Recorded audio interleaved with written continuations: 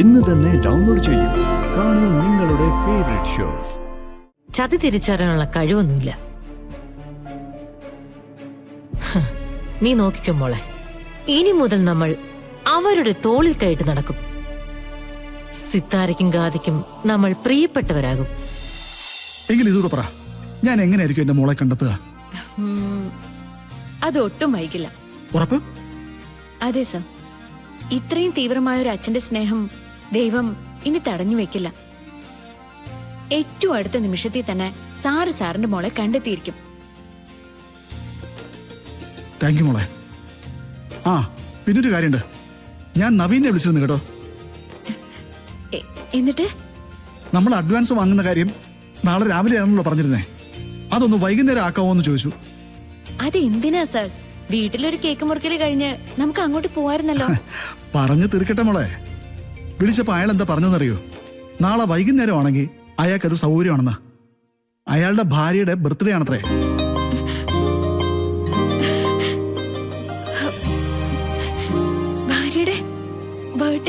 ഭാര്യയുടെ ബർത്ത്ഡേ ആണെന്ന്.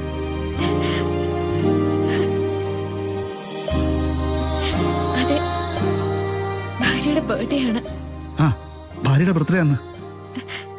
അതെ സർ, ഭാര്യയുടെ ബർത്ത്ഡേ ആണ്. അതെ, ഭാര്യയുടെ ബർത്ത്ഡേ. ഭാര്യയുടെ ബർത്ത്ഡേ. ഇതെന്താ ഞാൻ പറഞ്ഞു തന്നെ ഇങ്ങനെ പറഞ്ഞോണ്ടിരിക്കുന്നത്? ഞാൻ എന്താ വരുന്നു?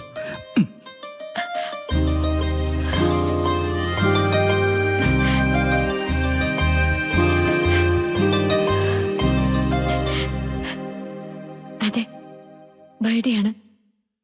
നവീന്റെ ഭാര്യയുടെ ബർത്ത്ഡേ ആണ്.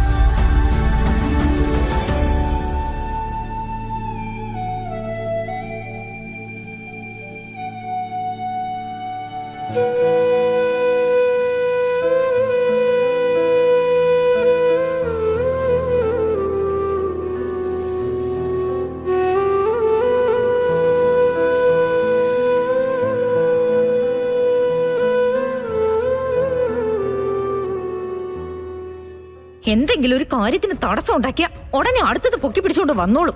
ഒന്നുകിൽ സിത്താര ശ്രീനിവാസനും കുടുംബക്കാരും, അല്ലെങ്കിൽ കളരിക്കൽ വീട്ടുകാര്. എത്ര കഷ്ടപ്പെട്ടിട്ട് അവളെ ഇവിടുന്ന് ഓടിക്കുന്നേ. അത് കഴിയുമ്പോ ഒന്നില്ലെങ്കിൽ ഒരു പൂജ, ഇപ്പൊ ദേ ഒരു ബർത്ത്ഡേ. അവൾ ഇറങ്ങി പോകുന്നത് ആഘോഷിക്കാൻ നമ്മൾ കാത്തു നിൽക്ക. അവളുടെ ബർത്ത്ഡേ നമ്മുടെ കൺമുന്നിൽ കൊണ്ടുവന്ന് ആഘോഷിക്കാം അമ്മേ. അവളുടെ ബർത്ത്ഡേ ഇവിടെ ആഘോഷിക്കാൻ പറ്റില്ല. അത് തടയാൻ എന്താ മാർഗം?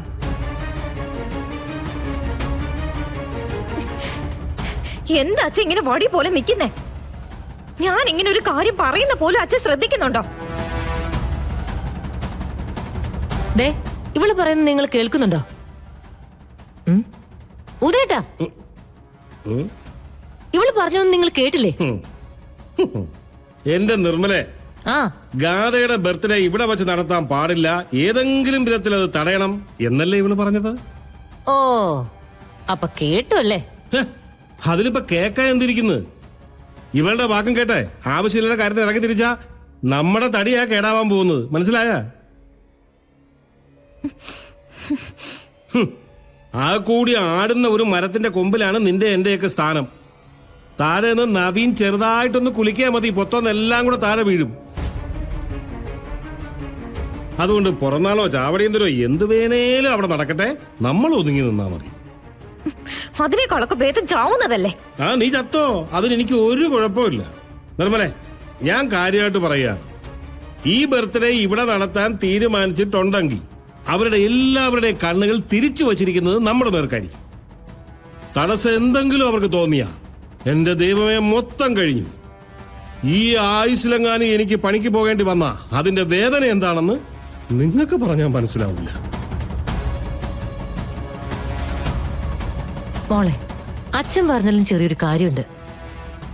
ഇനി ഒരു കള്ളത്തരം കൂടി പിടിക്കപ്പെട്ടു കഴിഞ്ഞാ ഇനി ഇവിടെ ആരും ക്ഷമിക്കില്ല.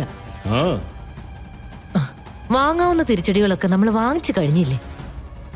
അതുകൊണ്ട് നേരിട്ട് എതിർക്കണ്ട. പിന്നെ എന്ത് ചെയ്യാനാ?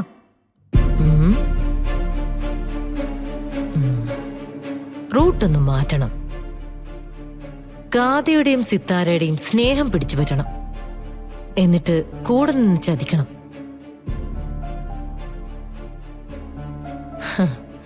അമ്മയ്ക്കും മോക്കും സമ്പത്തും ബുദ്ധിയൊക്കെ ഉണ്ട്.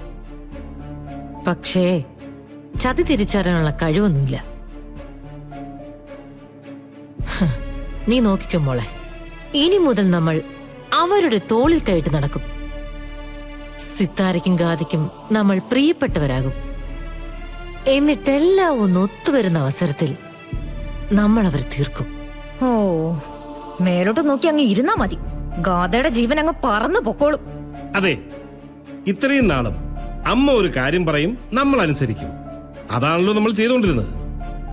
നിന്റെ കയ്യിൽ പുതിയ മാർഗമല്ലോ ഉണ്ടോ? ഞങ്ങൾ അനുസരിക്കാം.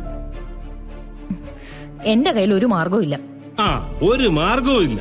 എന്നിട്ട് നവീനത്താ നവീനത്താ എന്ന് പറഞ്ഞുകൊണ്ടിരിക്കണം. എടി, നീ ആഗ്രഹിക്കുന്ന കാര്യങ്ങൾ നടക്കണമെങ്കിലേ അമ്മ പറയുന്നത് അക്ഷരം പ്രതി അനുസരിക്കണം, മനസ്സിലായോ?